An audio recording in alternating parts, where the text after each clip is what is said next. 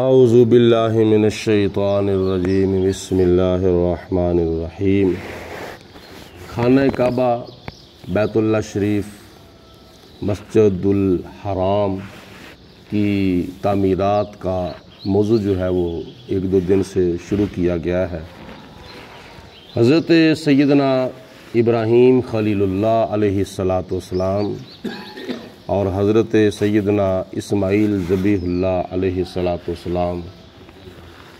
انہوں نے چوتھے نمبر پر بیت اللہ شریف کو تعمیر فرمایا تھا، اور جناب ابراہیم علیہ السلام نے جس وقت اپنی بیوی جناب حاجرہ رضی اللہ تعالیٰ عنہ کو اور اپنے بیٹے حضرت اسماعیل علیہ السلام کو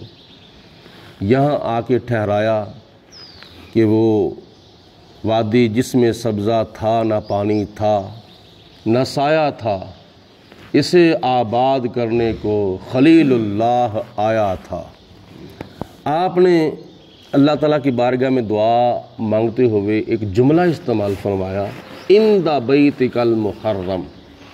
یا اللہ یہاں کچھ بھی نہیں ہے، صرف تیرا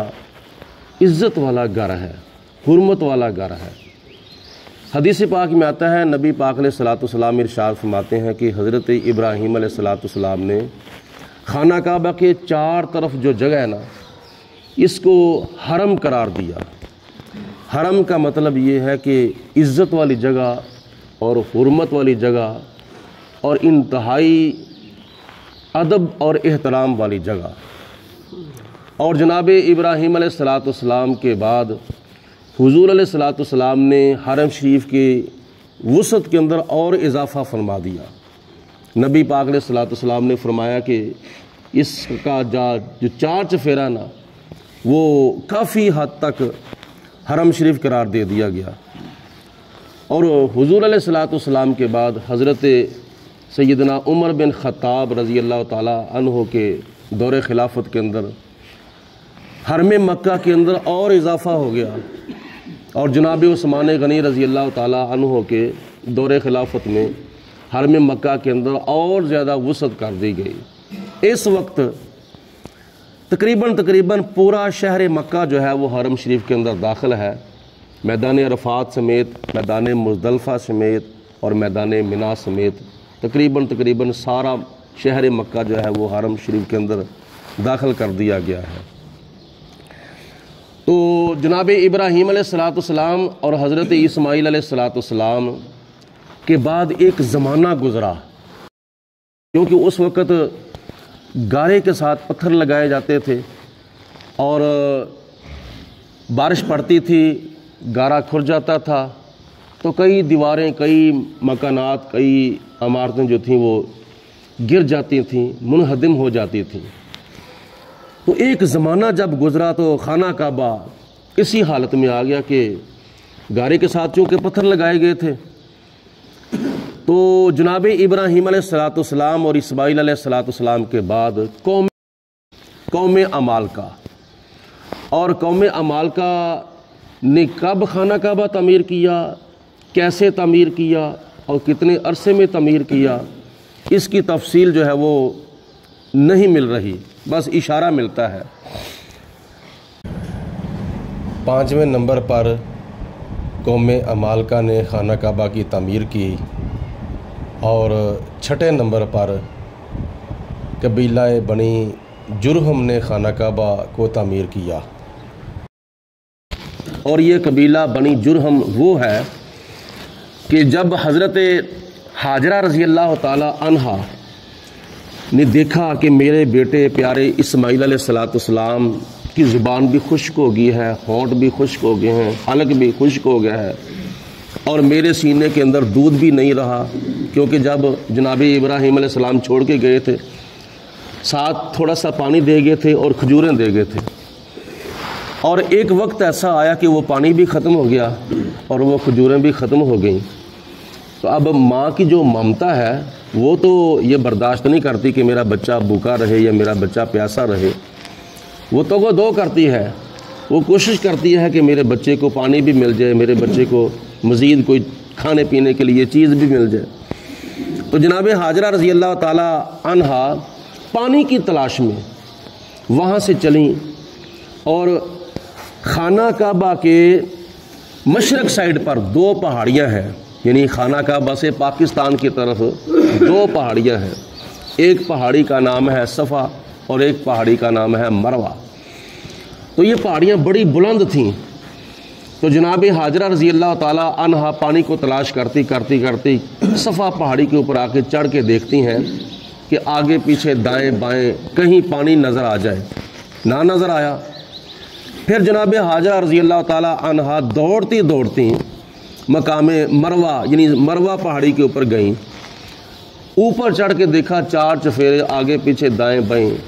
کہیں پانی کا چشمہ نظر آ جائے، کہیں پانی کا تالاب نظر آ جائے، لیکن کوئی پانی نظر نہ آیا۔ اسی طرح کبھی صفا سے مروہ، کبھی مروہ سے صفا، کبھی صفا سے مروہ، کبھی مروہ سے صفا، کبھی صفا سے مروہ، 7 چکر جناب حاجرہ رضی اللہ تعالی عنہا نے لگائے۔ تو مقام مروہ پر جا کر دیکھا کہ نظر پڑی خانہ کعبہ جہاں ہے نا، اس کے کچھ فاصلے کے پاس، کچھ فاصلے پر حضرت اسماعیل علیہ السلام نظر آئے۔ جناب اسماعیل علیہ السلام نے اپنی ایڑیاں جو تھیں وہ رگڑی تھیں، اور ایڑیاں رگڑنے کی وجہ سے اللہ پاک کی ذات بابرکات نے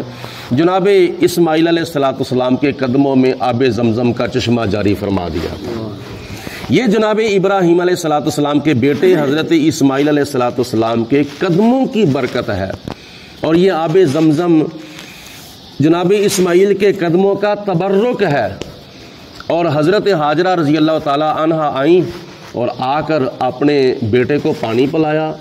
زمزم کا، خود بھی پیا، اور پھر وہ چشمہ جو تھا وہ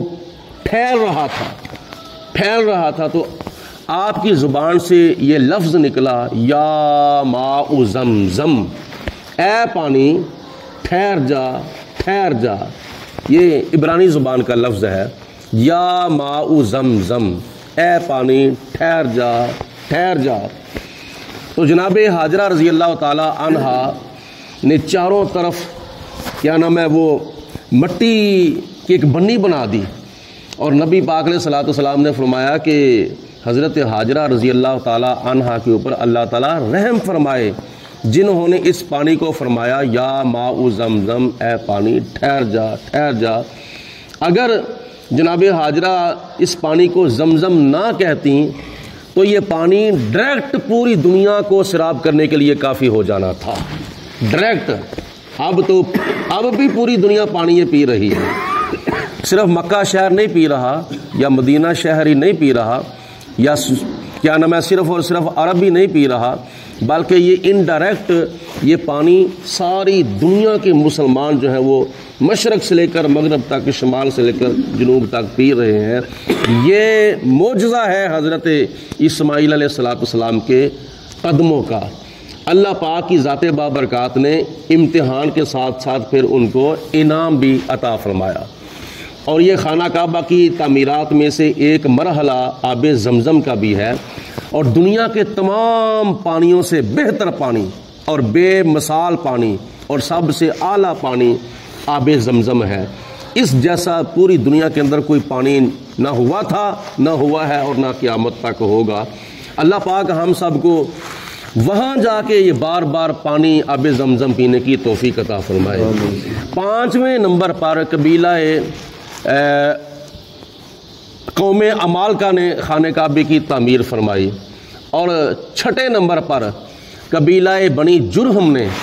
اس خانہ کعبے کی تعمیر فرمائی تھی، اور جس کی وجہ سے یہ شہر مکہ جو تھا وہ آباد ہوا تھا، قبیلہ بنی جرہم۔ وہ کیسے کہ جب یہ قافلہ